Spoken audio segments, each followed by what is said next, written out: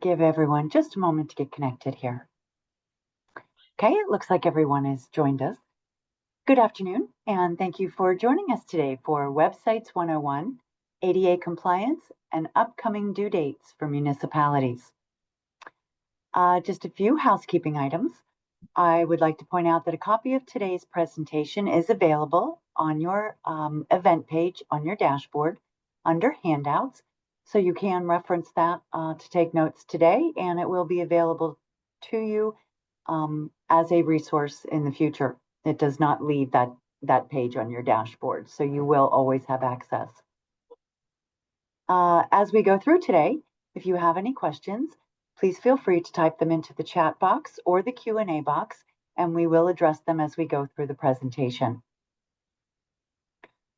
Our presenter today, we have Pete Socks, and Pete is with Sockham Web Solutions. Good afternoon, Pete. How are you today? I'm good. How are you? I'm doing well. You can go ahead and kick off your presentation. All right. So thanks everyone for joining us today. As Kathy mentioned, I'm Pete Socks of Sockham Web Solutions.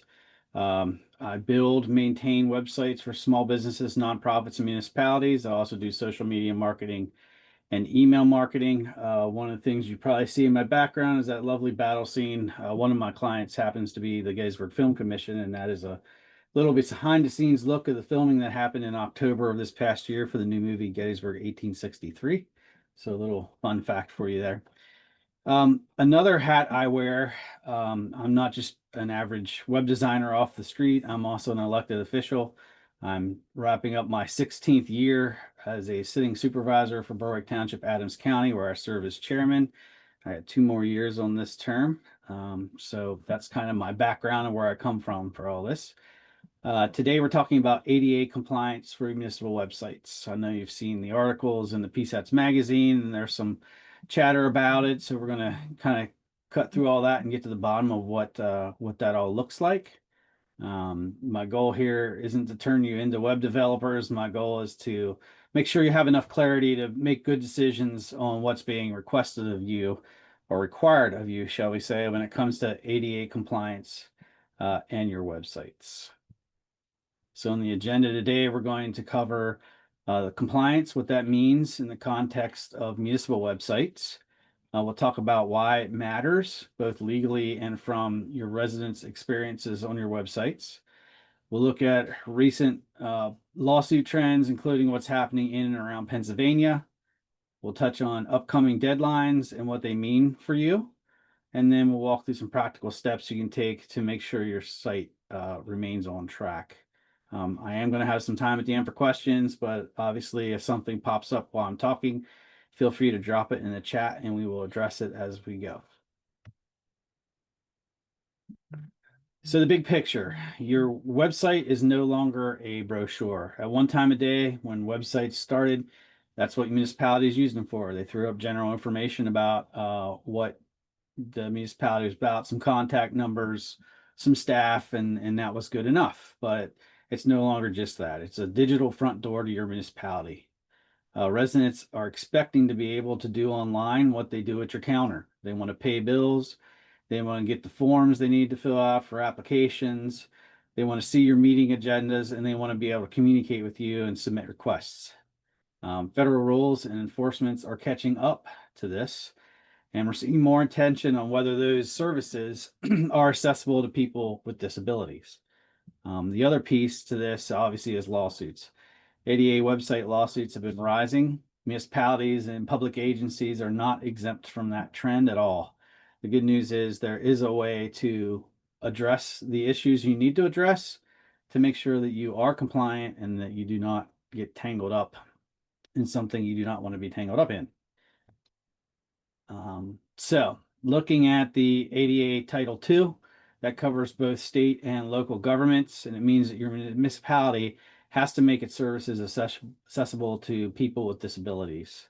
Department of Justice and the courts are treating your website as an extension of your services. They're considering it no different than your building. It's a hub for people to get information from, and they need to be able to get it in the best way they can. If they can't access that information or the services you're providing, because of a disability, that can be an ADA compliance issue. When they're looking at your website to determine if it's ADA accessible, they're referencing a standard called WCAG 2.1, which stands for Web Content Accessibility Guidelines, and that is the standard that they are using to determine your compliance. So who is affected? When we're talking about accessibility, we're not talking about one group. It can apply to residents who are blind or have low vision, and the way it affects them because of contrast of text on the screen. And it's also people who use screen readers. It can be people who are deaf or hard of hearing. It can be people with mobility or dexterity issues who can't easily use a mouse.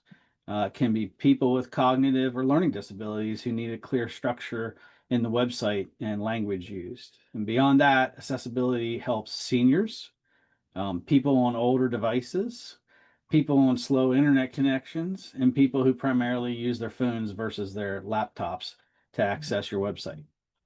So when you're looking at accessibility fixes, you're not just checking a compliance box, you're actually improving the experience of those residents who are within your communities.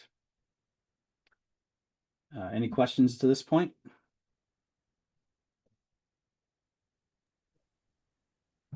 I don't see any typed in. Okay. So why does ADA compliance matter beyond making sure you don't get into trouble? And I will interject here one thing.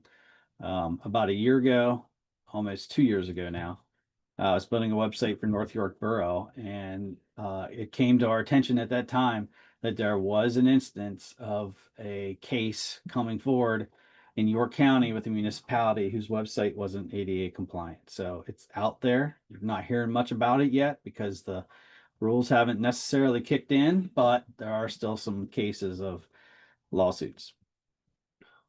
So why does it matter? It's easy to look at this as a, well, I don't want to get sued thing, and that's definitely a strong reason to be compliant, but there's a bigger, more positive reason, and that is it puts everybody on equal footing, all your residents. It allows everybody to be able to read your agendas and minutes that you're posting, and it allows everybody to access the forms and permits. It allows everybody to get emergency alerts, and it allows everybody to pay or submit their requests online if you have that functionality on your website. I know some people don't do that, but as a web designer and as a peer supervisor in the field as well, it's actually nice to have that stuff on your website. I know a couple years ago we were having that spat of people entering website or buildings with nefarious purposes. The more you can do on your website and keep foot traffic out of your building, in my opinion, the better. It alleviates you from having unruly people in your building and protects your staff. So when your website is accessible, you're saying we want everyone in this community to be able to participate in the community. And it also builds that keyword we always hear, transparency. If someone with a disability can't access the information they're trying to get, that's sending them the opposite message that you don't care and that you're not worried if they can access the information they need or not. So benefits to residents. There's a couple. One, it's faster. They'll have faster access to your services. They don't have to call the office, which is kind of leaning on what I said there earlier. They don't have to call the office or show up in person to do things that can be done online. Better communications. There are people that have to use screen readers, and they can actually follow news alerts and announcements that they normally wouldn't be able to. It helps with emergency readiness during a storm, water main break in a borough, or a public health issue. Everyone can get the information they need regardless of their ability to read, hear, or otherwise. And it promotes engagement. More residents will be able to see your agendas, watch the meetings with captions if you live stream, and participate in public comment sections, whether or not they have a disability. And this is about making sure no one is left out of that loop. It's good PR for your municipality. So benefits to you, and there are benefits on your side as well. One, you have a reduced risk of lawsuits and settlements. I hate to keep bringing that up, but that's the reality of life. You lower your staff burden, so you'll have fewer calls like, I can't open this PDF, or I can't find this form on your website. How that comes into play is, again, in the website layout, so it's easy for people to find the information they're looking for. You're going to strengthen your compliance for audits, grants, and state or federal programs that are going to look at your accessibility. Accessibility is actually going to become a more important issue as we move forward, particularly when those deadline dates hit. And you're going to future-proof your website. So once you have accessibility baked in into how you are publishing your content, it's going to be a lot easier and cheaper to maintain that once you establish the procedures for that than having to go back and do emergency updates to your website because you're not compliant.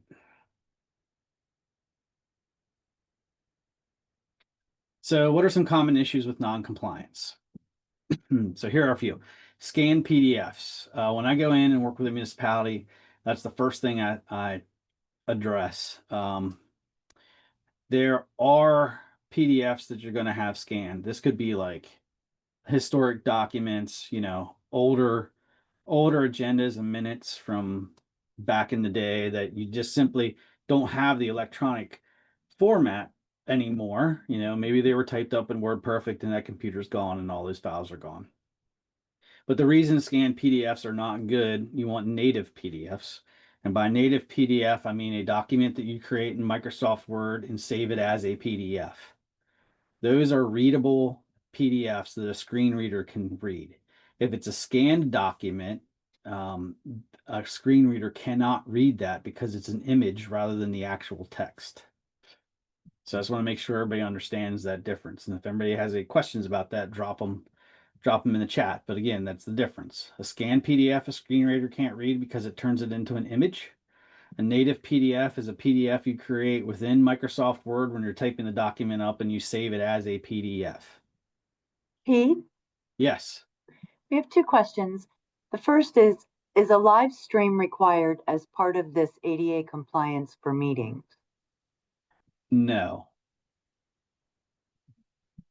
It's Okay. not required, but my municipality does not live stream. We do not live stream. So it's not baked into the law that I'm aware of, and they aren't talking about that, but no, it's not required at this time. I can't say that won't change in the future, but Okay. How do you suggest handling scanned original documents like ordinances and resolutions? the really only way to handle that is to break out the typewriter and start typing. Not the typewriter, but your computer, and you're going to have to recreate those documents. Okay. It's How do very, you go how ahead. do you make documents that require signatures like resolutions and compliant documents? So in that case, the original body of that, here's how we handle it. In my township, and my other clients handle it the same way. Have the original document there with the signature line blank, and then come back in and attach another page that shows the scanned signature. So that way the screen reader can read the document itself, and then you have the evidence of the signature as well. That's about the only way you're going to get around that.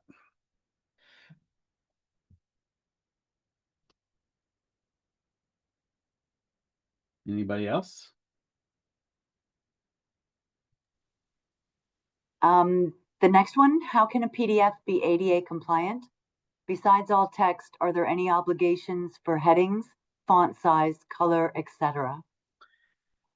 On the PDFs, we'll get into this later, that what you're asking about the font sizes and whatnot is more so for the website itself, which we're going to get into. So we'll hit that here in a bit. How do you make readable versions for building development plans where images are included? Some of these things, there's no way to get around it. You can't make a building plan readable by a reader. I mean, There's just no way around that. There are certain things that there's going to have to be some give on.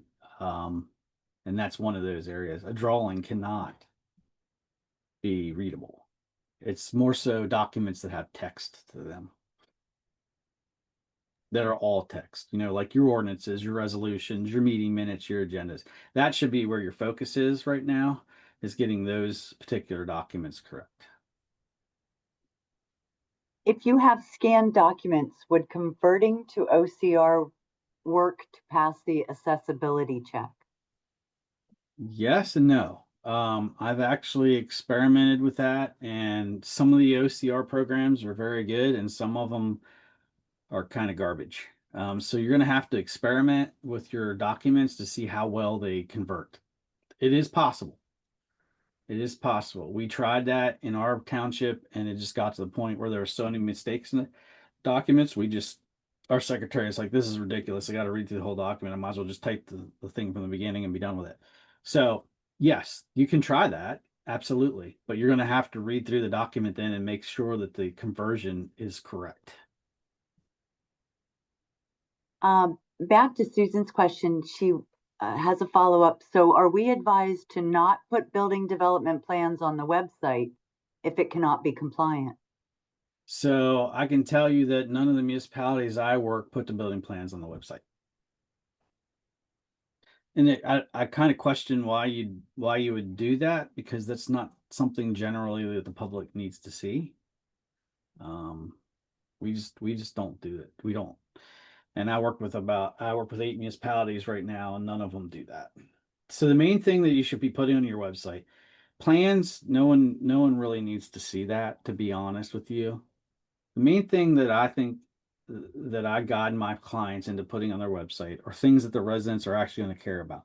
It's very unlikely you're going to have a, a resident that cares about the building plan for the new Wawa going down the street.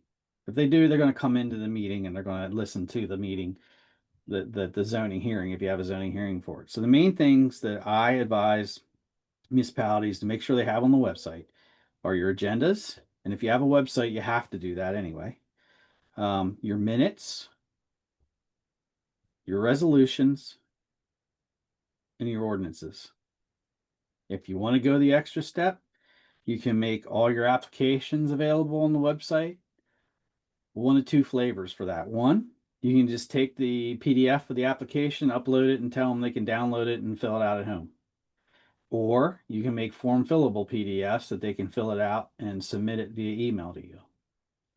So those are the documents that I tend to tell my clients, and that myself as chairman of our township have available on our website. Can you OCR the PDFs? Would that be compatible with the screen reader?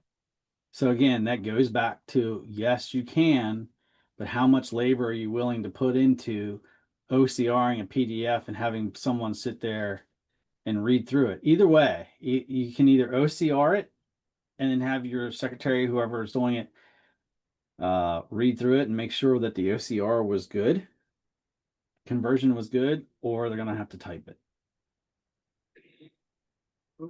Brittany added, you can also upload PNG JPEG original documents into AI and it will retype the entire document, copy and paste to Word, and then save to a PDF.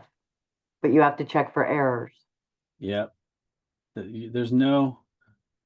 Unfortunately, there's no simple way around doing this. You're going to have some labor involved. And AI is a beast of its own, trusting what it spits out at the end too. I'll admit I use it in my line of work, but I look over everything. Gwen posted, residents do care about plans and not having access to them in her township. It makes them angry and then they end up with right to know requests. Well, again, that's a flip of a coin. I would be more inclined to, if they want it, submit the right to know request and we'll give it to you, rather than putting it on a website being ADA, because you're entering into a whole new world once these dates hit. I would be more inclined to go, look, don't be mad about it. Just give me a right to know request and I'll give you the document that you're looking for. But if I put this up here, I have no way of making it ADA compliant. We're going to get hammered for it. Caitlin stated, I was under the impression that land development, building plans which require elected official action don't need to be accessible because they're submitted to the township, not created by the township. So that goes back to your right to knows. Again, that it doesn't, like I said, we don't do it. I don't, I mean, that case where that municipality's residents or get upset when they don't have access to that, well, I think you have a unique situation there. I can tell you here in Adams County, I have not run across any municipality that has that kind of backlash from residents. I think you have something unique going on in your municipality. That's just my gut instinct. Gwyneth asked, how can you check if a document is screen reader compatible? Do you just use a PDF reader and see if you can search it? So it's going, if it's, you can tell if a document's scanned or it's native. A scanned document never comes out clean. It usually has some graining to it, so you can tell that it's not natively created within the software, like Word.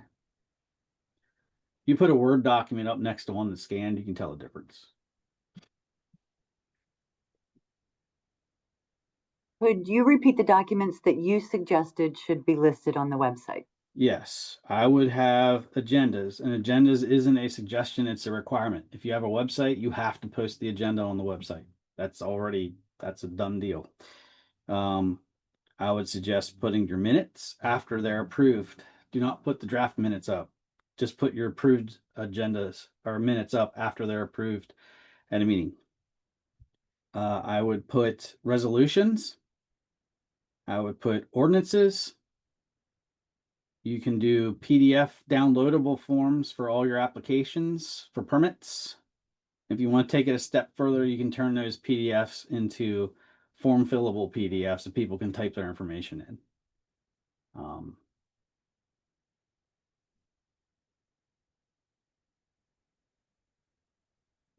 So if that's it for now, why don't we proceed? There's about 20 slides in this presentation, so we're halfway there. But good interaction. Thank you. I do have two more questions though. Okay, let's do it. And let's do those and then we'll move forward. Okay. Is Adobe able to run an accessibility check? If it passes, does that mean it can be read by a screen reader? And Gwen added, I was wondering about this too. She uses Libre Office Writer. Yeah, Libre is the free version. Yep. And she can print to a PDF though. So when it prints to a PDF. So Libre with that print to PDF, they're saying, quote, print, but it's actually creating you a PDF file. So that's fine. As far as Adobe doing some kind of accessibility function on there, I'm not sure. I haven't tried it. I just know that when you create it and save it as a PDF, you're going to be fine. As long as it's created as and saved as a PDF and not scanned as a PDF, the screen readers can read it. The big caveat is they can't be scanned. And lastly, before you continue, Pete, Sinclair added, under the right to know, commercial plans are not disclosable without the copyright owner's permission. Also, under Homeland Security, commercial plans should not be released without permission. Do not put plans on the website. Yep. I agree with that. So that backs up what you were saying. Yep. Yeah, I really think whoever brought that circumstance up is dealing with a unique set of residents. They have 3 warehouses and residents want to see the plans on the warehouse designs. Yep. The way I would handle that is then come into the office and we'll show them to you. Okay, looks like we're caught up on questions. You can continue. So the rest of the slide deals with your website itself. Images that are missing alt text. So when you upload an image, alt text is the text that if they are using software to be able to quote unquote read the website, it will tell them what that picture is. So it's putting a picture up and putting a description to it so that when the readers look at that, it'll dictate to the person that needs that to them what that picture is. Poor color contrast. When you're building a website, you got to make sure there's good color contrast between the background colors and the text itself. So most of the time when I'm building a website, any color work that I do on it to bring a little pizzazz to the site is done in like the header and the footer, but not on the main pages. Most of the time when I'm building a municipal website, at least, it's going to be a white page with black text. There's no better color contrast than that. Mouse only navigation, that's your menus and forms that can't be used with a keyboard. Which when I build a website, the theme I use takes care of that for me. Videos without captions, again, that's your recorded meetings or any other kind of video you do that doesn't have closed captioning on it or transcripts with it for those who are hard of hearing. And forms without proper labels. Your screen readers can tell the people what the form is that's there that they're looking at. So that's, again, if you have the PDF non-scanned, you'll be fine. And if you see these on your site when you go through and do a walkthrough audit, or if you would need someone to help you with that, and I can obviously help with that, these are really easy, quick fixes. It'll take a little bit of time, but they're easy to tackle, and at least you'll be well on your way to being compliant. So legal landscape, the fun stuff. According to the 2025 mid-year ADA website lawsuit report from Ecomback that I got this information from, there have been, as of June 2025, starting in January, so for 6 months, there were 2,014 ADA website accessibility lawsuits. That is a 37% increase over the same period in 2024. This issue is starting to get attention. In 2024, there were over 4,000 ADA website and digital accessibility lawsuits. This is not a one-off spike. This is a continuing upward trend. Plaintiffs' firms are actively looking for non-compliant websites. Unfortunately, that's the world we live in. There are people out there that are just looking for a few bucks and chasing down this issue so they can try and get some money. Now, I'm not saying that everybody that comes forward with a complaint isn't a legitimate person who actually has a disability that needs the help of having the website fixed. But on the back end of this, like any other issue in the world, there are people that are taking advantage of it. So even if you haven't heard a case in your town, borough, or a township yet, the direction is clear. They are looking. There's going to be more enforcement, and there is more risk for you as an organization. If you are going to ignore accessibility, it will come back to bite you. So what do they claim? The websites typically claim that the website's not usable for people with disabilities. And that goes back to the specific things existing, like no alt text on the images, no keyboard navigation access, forms don't work with screen readers. And as a result of those issues, they can't access the services that everyone else does, so it puts them at a disadvantage. So they usually ask the court to require the organization to fix the website and to award their attorney's fees. In some cases, there may be additional damages assessed. The important thing to understand is these cases are less about whether the organization meant to discriminate, and it's more about whether those barriers are in place. So what about Pennsylvania? A lot of headline cases come out of states like New York, Florida, California for obvious reason. Pennsylvania is not off that radar. PA-based businesses and organizations have been named in ADA website lawsuits. And I do want to specify here that this is not just a municipality website issue. It involves every website out there. It's just municipalities tend to be an easier target because they think they have money. The risk is heightened because you're being discussed under ADA Title II. There's a specific ADA document out there that specifically is focusing on municipalities. And it's because you're providing essential public services. These are things that courts and regulators take very seriously. So courts are increasingly recognizing the website accessibility claims in Pennsylvania, especially when the site is tied to core services provided by the municipality. So even if you haven't seen anything locally in your area, this is very, very much relevant to us here in Pennsylvania.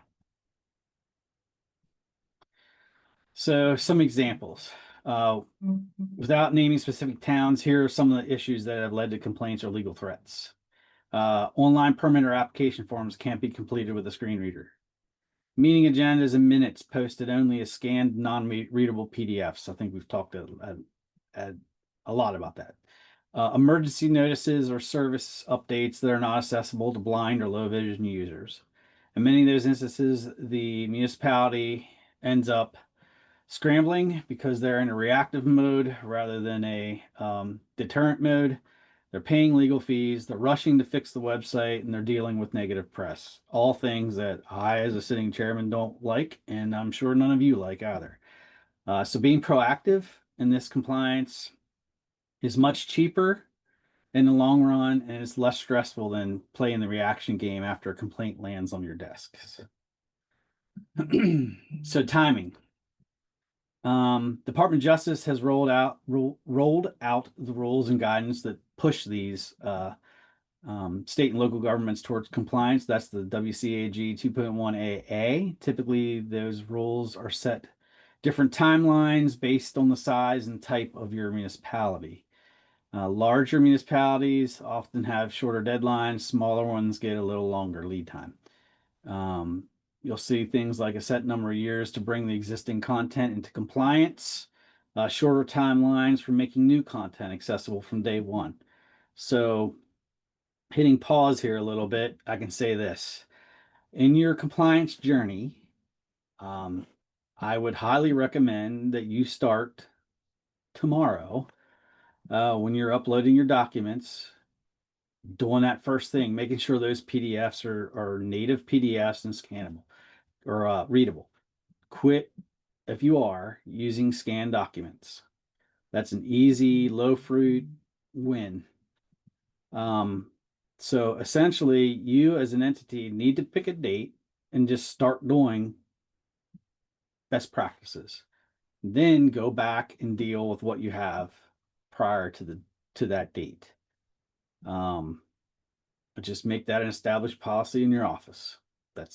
You just need to put a stake in the ground and do it, because there's no avoiding this.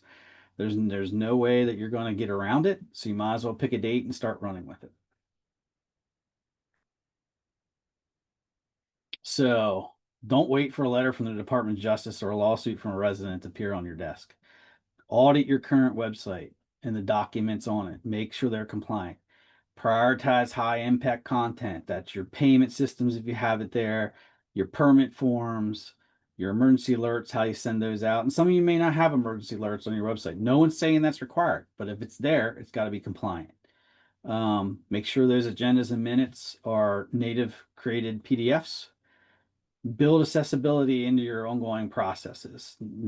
Don't make this a one-time project.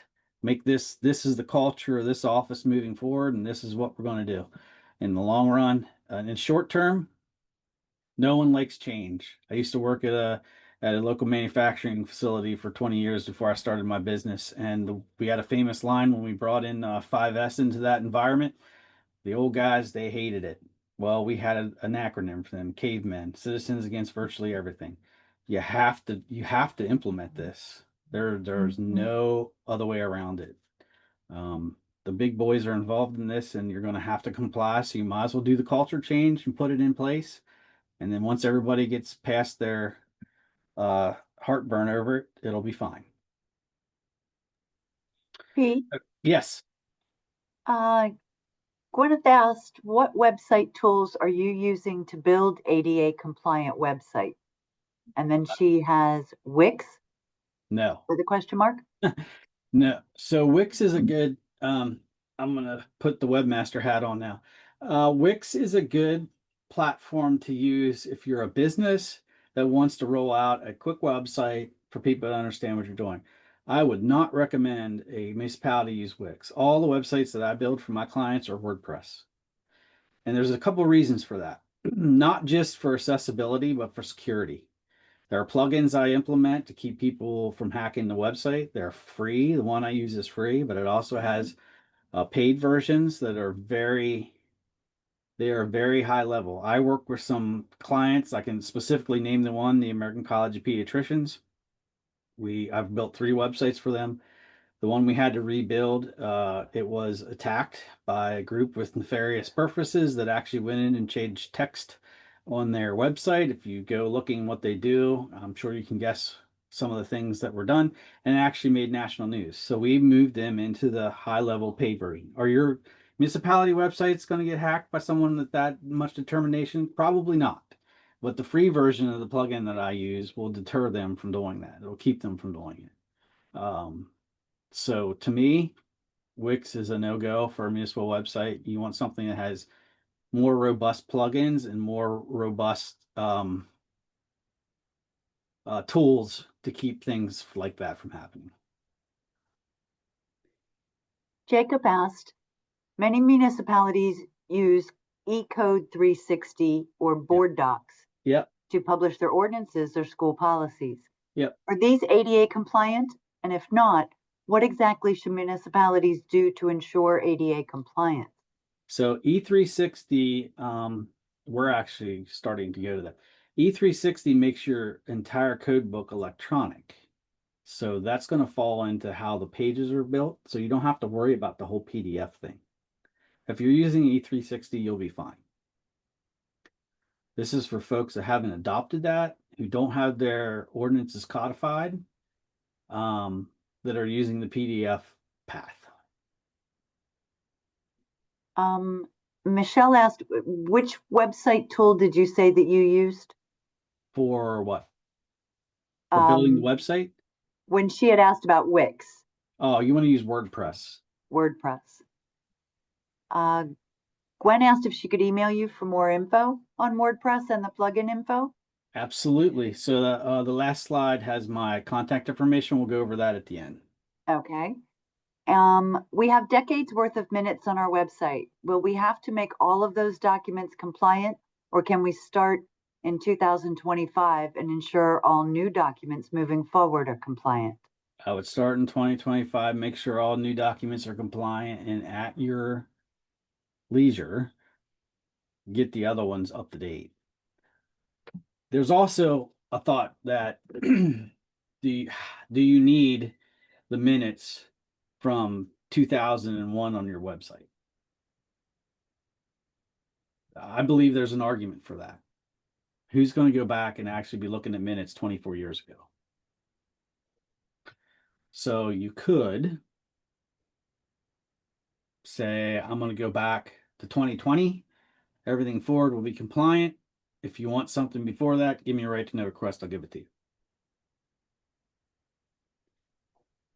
So you're saying they could go back to 2020. She asked how far back should minutes go on a website? There's no rule about how far back those minutes go. There's absolutely no rule in the book that says you have to have every minute that was ever approved in this township on your website. There's nothing that says that. So you could place a stake. I would go back. That 5 years seems like a pretty good span to me. And go from there. I can tell you when we built our website, we did the OCR path. We went through all the documents. We did the OCR conversion. We had the heartburn of going through and reading every friggin' minute from the last 15 years. And we fixed them and made them right. So it's really up to you. How accessible do you want the information to be to your residents? Do you want to have it all up there electronically? Then go for it. Do you want to put a stake in the ground and go anything prior to 2020 is archived and you have to put a right to know request in and we'll provide it to you uh, in hard copies? Nothing says you can't do that. But you do have to make that decision that from this day forward, I'm going to be compliant. Someone's looking for clarification. Just want to verify I heard correctly that we can bypass the retyping of documents by going to E360. So E360 only handle. I've only seen E360 used for ordinances and resolutions. So you can definitely get those in there.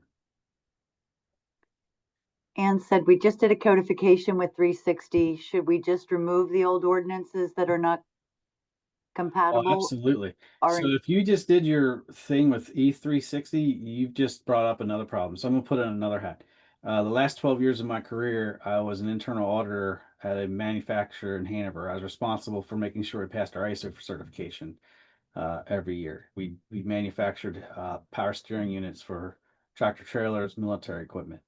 So if you have two versions of that ordinance sitting out there, you definitely want to get rid. If it's sitting in E360, and those guys are going to make sure you have the updated versions all the time because you're going to shoot them over the. If an ordinance changes, you're going to shoot them over the new one to post. You definitely want to get rid of the stuff that's sitting on your website because you don't want to have someone pull that version of your ordinance from 2 years ago that's not the right updated version.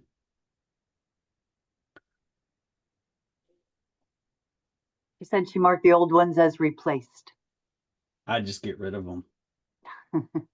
Just get rid of them. Don't even risk it. Just get rid of it. Okay.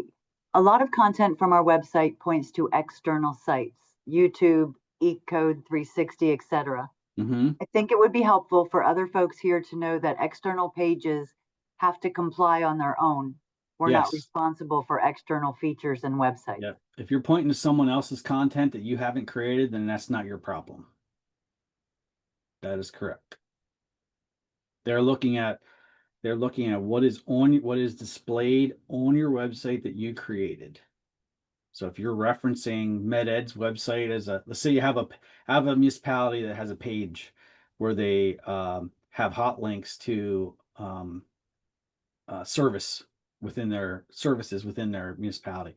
So if you got MedEd's probably compliant, but I'm just throwing them out as an example. If you got a link to MedEd's website and they're not compliant, well, that's their problem. As long as your page that has that link's compliant, you're fine.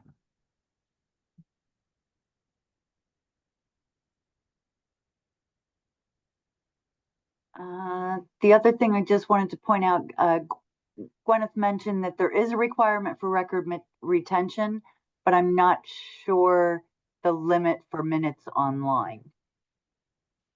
That was So, just a follow up to a previous. yes, you have to maintain your minutes, but again, there's nothing hard written right now that I'm aware of that says you have to have everything online. You don't even have to have your minutes online, to be honest with you. The only thing that it says you have to have is your agendas. But again, once people see the agendas there, they're going to want the minutes. So you're just doing a good service to your constituents by having them there. You need to weigh that whole um, that whole mentality of how accessible do I want my stuff to be. And I'm not talking about disabilities. I'm talking about people having access to it on a website. To me, we load as much on there as we can because it keeps people out of our building. And that's the long and short of it for us in Berwick Township. It's a safety issue to us. The less people I got coming to the counter asking for stuff, the better.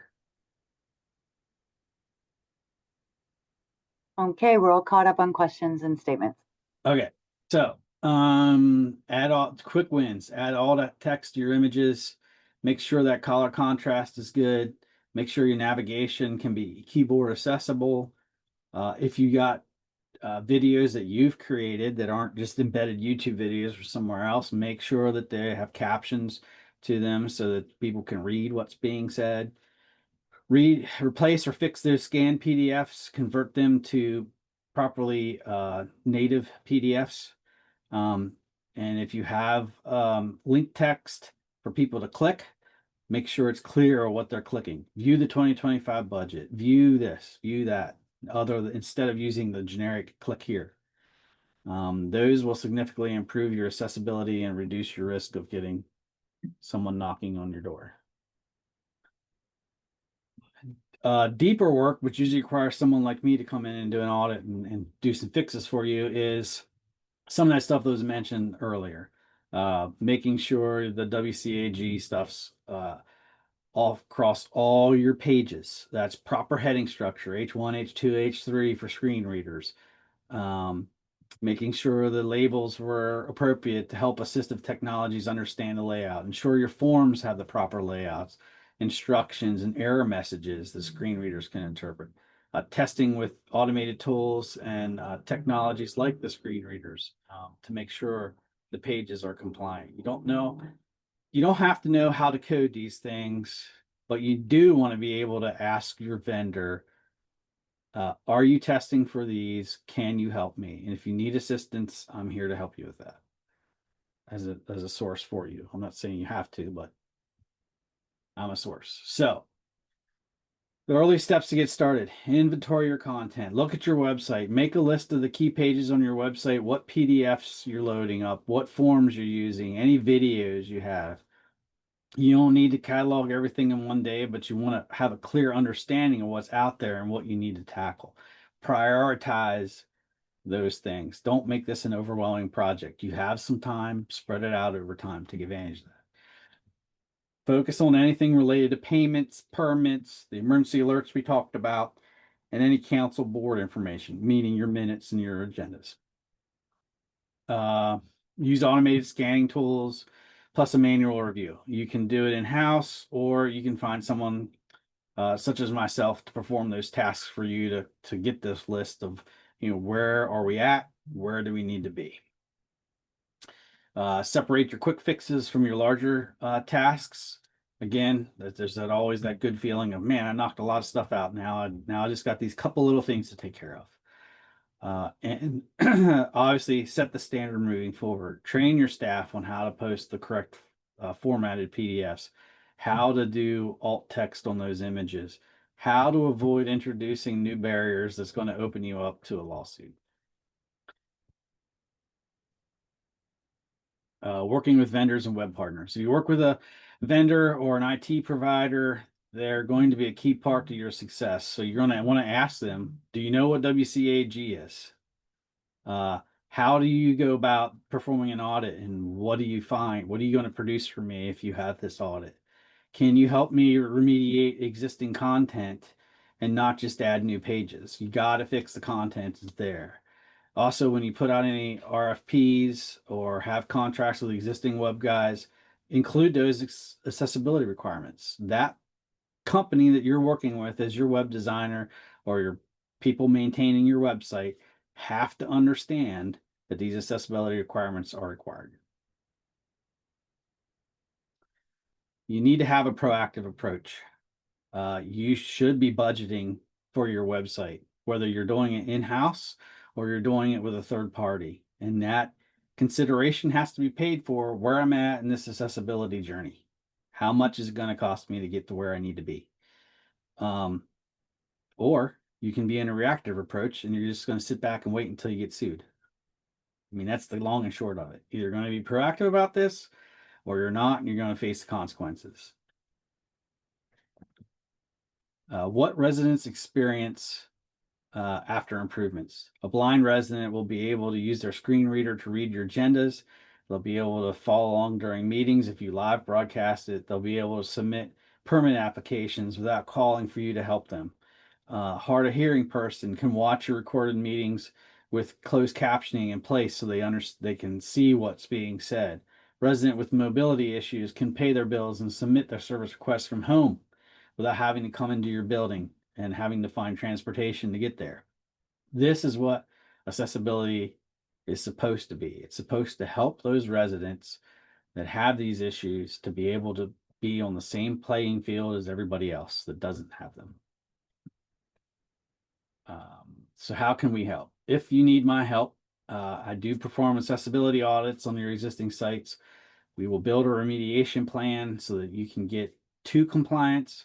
I provide ongoing maintenance and support. I have some clients that I build the website for, and I train the staff to be able to upload their documents that they need to. Or I have some municipalities are like, I don't want to touch that website. I'm going to send you an email every month to upload my agenda and my minutes, and I do that as well. So my information's there. My name is Pete Socks, Pete at sockhamwebsolutions.com. You can call me at 717-521-3137. I think like Kathy mentioned, that's all in that slide deck that I provided. So to wrap things up, and then we'll hit some more questions. ADA website compliance is not an option. It is a must under Title II. Lawsuits and complaints are increasing. Don't have yourself be on that list. Compliance is not about avoiding a lawsuit. It's about serving your residents better. And you don't have to fix everything overnight, but you do need a plan to get to compliance.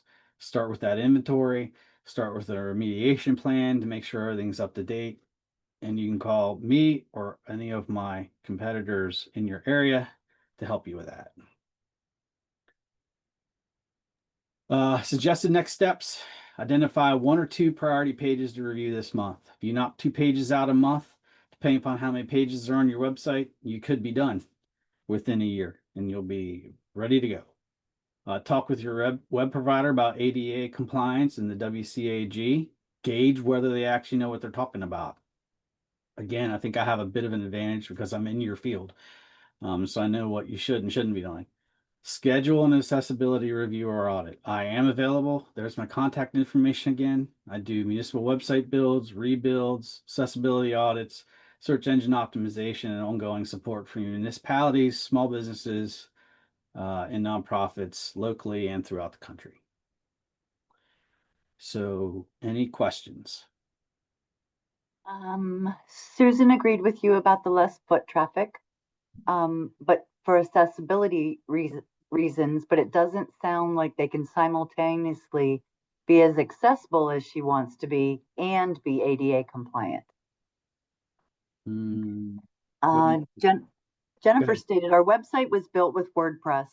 How much does this normally cost townships? We've had quotes for $10,000 to $15,000 and higher. Definitely a budget issue for small townships. I can tell you that my pricing is about a third of that.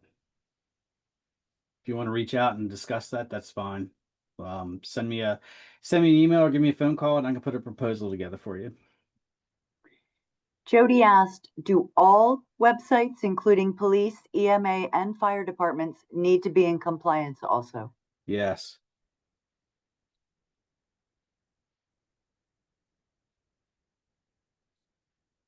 Yep. Okay, that answers all the questions that we've had in. All right, we can wait for a few more, but that's my presentation. Okay, if anybody has anything else, please feel free to add that at this time. Pete, thank you very much. You're welcome. Can you share some of your example websites? Well, that was from Kimberly. All right. Let me pull up. Here's what I can do. Give me a sec.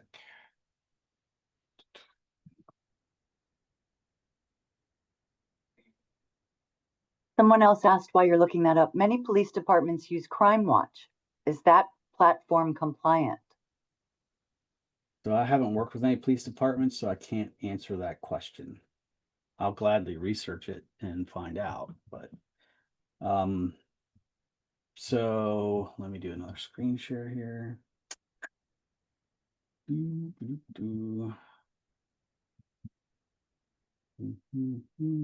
Make sure I got the right one.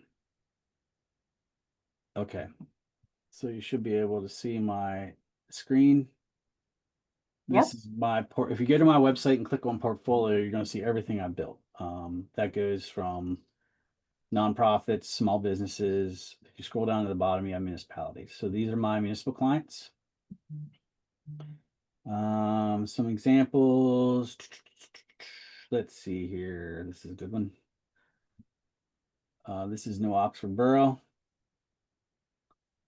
I use a general template for everybody, and then we plug your information into it. It's a nice clean layout. We have a news section in here.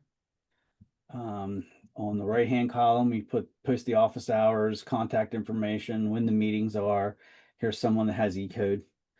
We do have a search function for the minutes that they have in PDF format, and then we have links to the emergency services websites they have.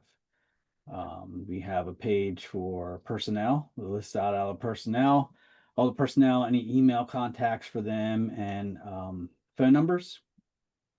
There's one of those maps that we're going to have to deal with. Agendas. I set the agendas up in a real easy format that people can get through easily. It's all about, and that accessibility also is for your residents that don't have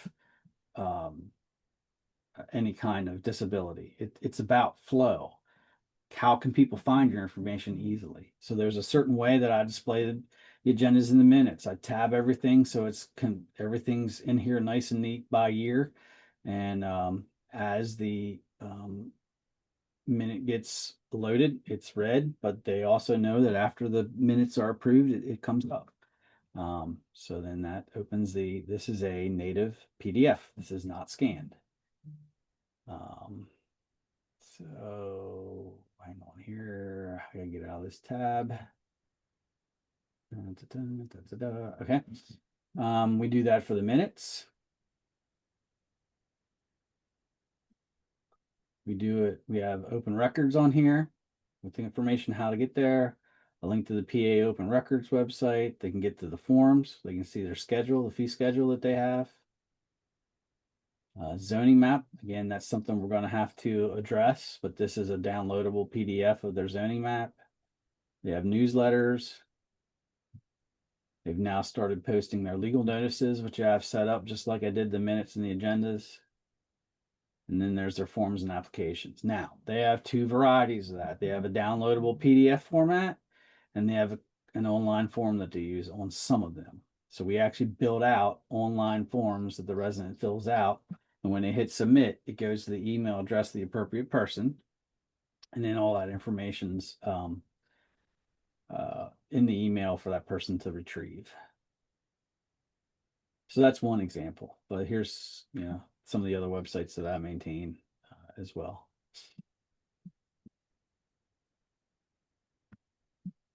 Pete, we have a Yes. question. We have a Facebook page. Do we need to update? We usually just link back to our website.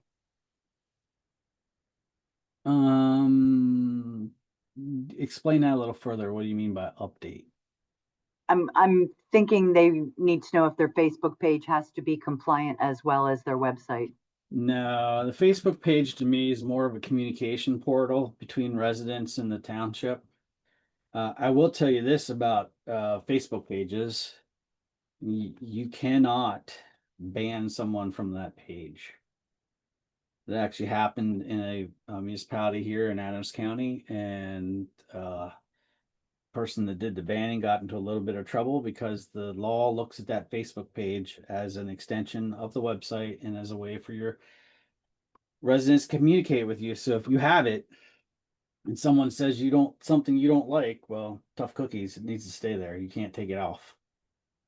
And you can't ban that person from using your page because it's considered a political page. Pete, do you know how long police, fire, and EMA have to be compliant? I can get back to them if they shoot me an email. I'm pretty sure it's the same time frame that we have. So it's based on um, resident count and as to when you have time. Actually, the larger municipalities have to get it done sooner than the smaller ones do. So the smaller ones have till 27. Someone did ask if you could share those deadlines again. The bigger ones, I believe, is 2026, and the smaller ones are 2027.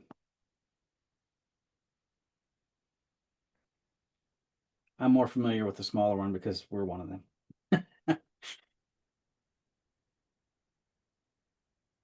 Have you heard of any funding sources? No. Nope. Do we need to be concerned about color use? For example, you have linked text turning red, but what if someone is red-green colorblind? Yeah, that's something I got to sweep through and look at on these as well. I'm probably going to turn my reds into blue and reword the phrasing to be minutes. When minutes and agendas go live, they'll be bold blue. And then the bold will handle that text to anybody that's totally colorblind because they'll be able to see the contrast between the regular font and bold. Let's see. Michelle wrote ADA website accessibility rules according to population-based deadlines, April 24th, 2026 for entities with population of 50,000 or more, and April 26th of 2027 for those with fewer. There you go. April's going to be a fun month. Taxes and compliance. Stay away from township offices that month. Our members would have a smile. I think we've eliminated all of our questions. Brittany did say there are options now when posting to Facebook to add alt text and closed captions, etc. Okay. So you can work with your Facebook page to make it compliant. Okay. I don't see any more questions. So Pete, thank you very much for providing this information to our members. You're welcome. Pete's information is on the last slide of the presentation. So if you want to reach out to him or have any further questions, you can do so, as well as his website is there as well if you'd like to take a look at that. Thank you very much for joining us, everyone. Have a great afternoon. Bye.